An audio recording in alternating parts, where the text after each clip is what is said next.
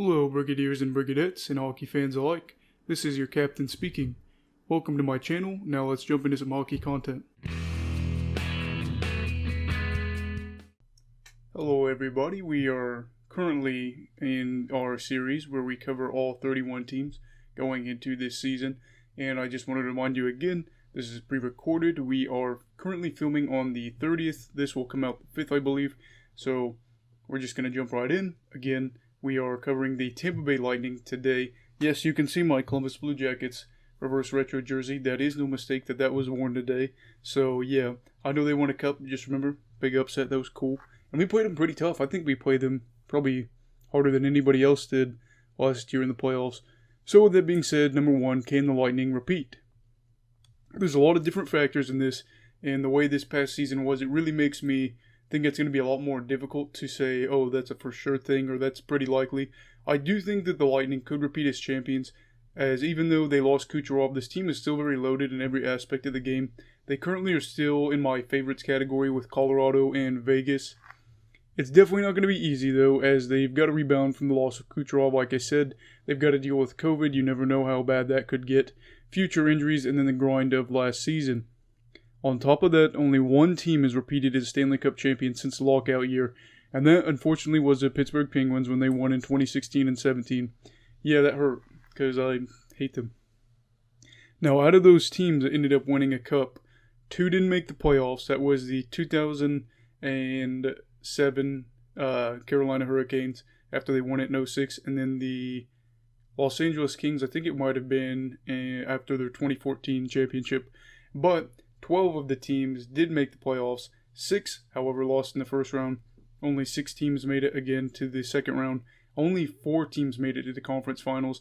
And only 2 teams made it to the Stanley Cup finals. And the 2 teams that made it were the Detroit Red Wings and the Pittsburgh Penguins.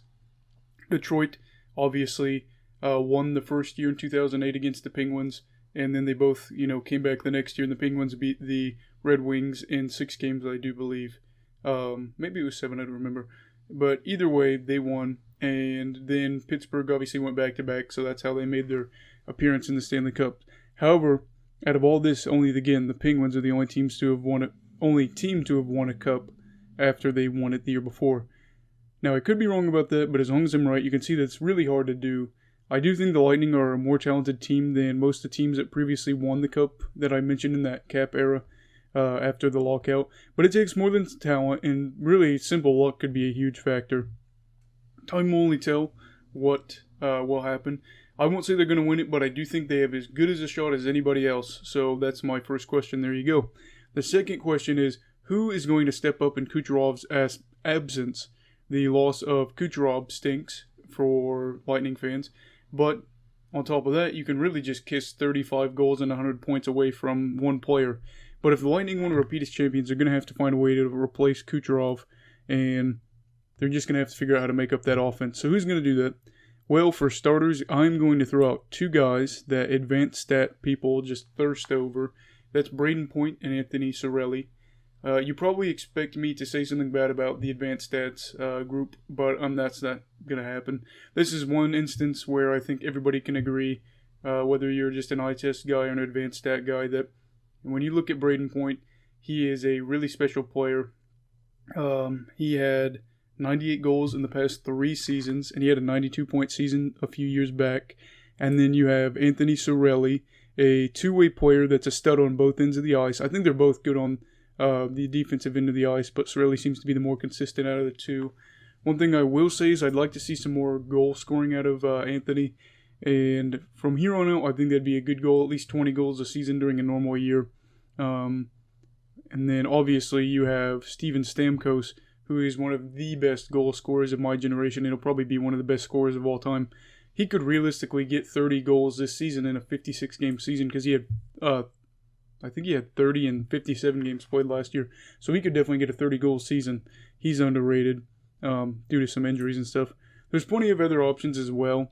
I think one name that could stick out by the end of the season would be Alex Volkov, who showed he can score in the AHL in Syracuse. He has 2 seasons of 20-plus goals. This team is deep, and guys you don't know or guys that no one's ever heard of will suddenly just chip in 10 goals on the season, so be prepared for something like that. And now the third and final question will be Killorn or Johnson traded? It's no secret the Lightning are really looking to shed cap, and it looks like either Alex Killorn or Tyler Johnson are the most likely to get traded, but which one? Well, I do think that Alex Killorn is probably a better player.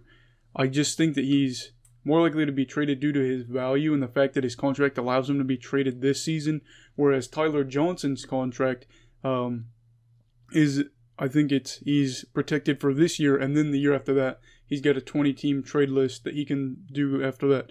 So I think it's just that they're trying to move cap like as fast as possible, so Killorn's the more attractive guy, and with, teams dealing with COVID, they're going to want the juiciest player available with a team that's, pinned up against a wall.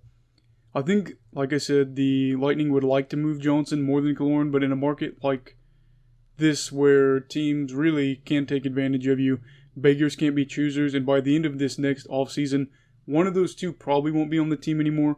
Again, I do think it'll be Killorn. I think that's probably not the worst thing that could happen, but it is a depth piece that I think is a huge part of this team. Anytime that you can be a contender, you're going to have depth, and so losing the depth is never fun. Killorn is a very good player, underrated in my opinion, but it looks like they're going to probably move on for him.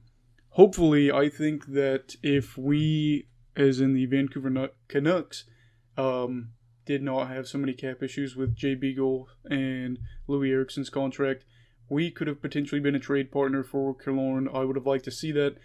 But obviously, we have got some other major contracts we have to worry about.